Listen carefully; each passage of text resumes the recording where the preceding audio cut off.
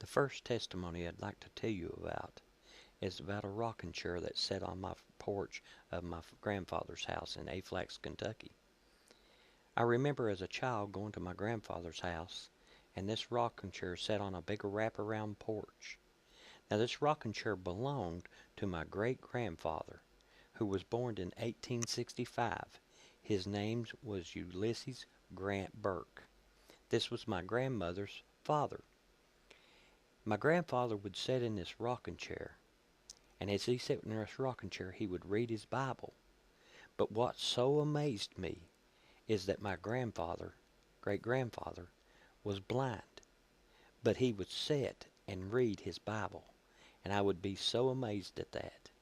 And I remember as kids, we would stand beside the rocking chair as he sat in it, reading his Bible, and we would turn the page, and we'd tell him the page number, and he would begin to quote what was up on that page. You know, as what I've experienced in my life, I really truly believe that my grandfather could see those words. You know, maybe our physical eyes cannot see, but our spiritual eyes can. And this always amazed me. And this rocking chair, after Grandpa Burke passed away, I was at a very young age, but this rocking chair still was a big part of my memory of my childhood. This rocking chair really stood out.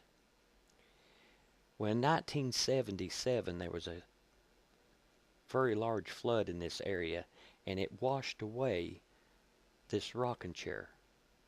And as the years went by, I always remembered this rocking chair. And I'm thinking probably around 1997, probably 96. Uh, I was at Varney, West Virginia, and I stopped by a friend's house, and he was showing me a antique car he had bought and had at the garage, barn rather. And as we was looking at this car, we was walking around it, and in front of this car sat that rocking chair. And I was so amazed that I seen that rocking chair again after all these years. And I asked him, I said, "What will you take for this rocking chair?" And he asked me why, and I told him it had been my great-grandfather's rocking chair.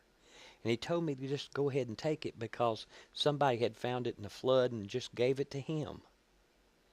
Now see how God brings things around? He made a way for that rocking chair to find its way back to me. I know it's just a rocking chair, but the blessing that I got from that, because I know who brought that rocking chair back to me. It's not a coincidence, because let me tell you the rest of the story. I brought the rocking chair home, and it now sits on my front porch.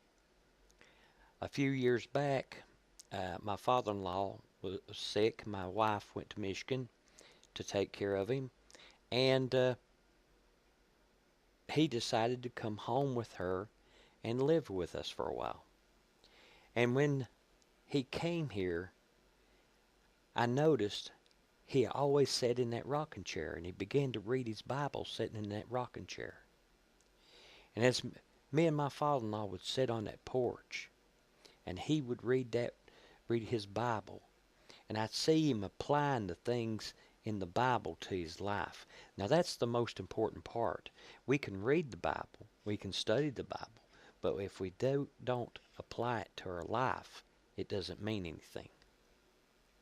So as I was seeing this happen, my granddaughter come to visit, and here she was standing beside that rocking chair talking to her great-grandfather, which was her grandmother's father, just the same relationship as my great-grandfather Burke was to me. And here he was sitting in that rocking chair reading his Bible. The same way and at about the same age that I was when my great-grandfather was reading his Bible. Now, another thing, and people can call this coincidence if they want, but I know how God works. My great-grandfather's name, as I said before, was Ulysses Grant Burke. He was named after a president. Now, my wife's father's name was George Washington May. Now, that rocking chair sits on my porch and probably is one of my prized possessions because God showed me how much He loves me. You know, giving His Son upon Calvary was enough. He didn't have no obligation. He never even had an obligation to do that. I never needed nothing else. But He loves me so much to give me blessings in ways that I never could imagine.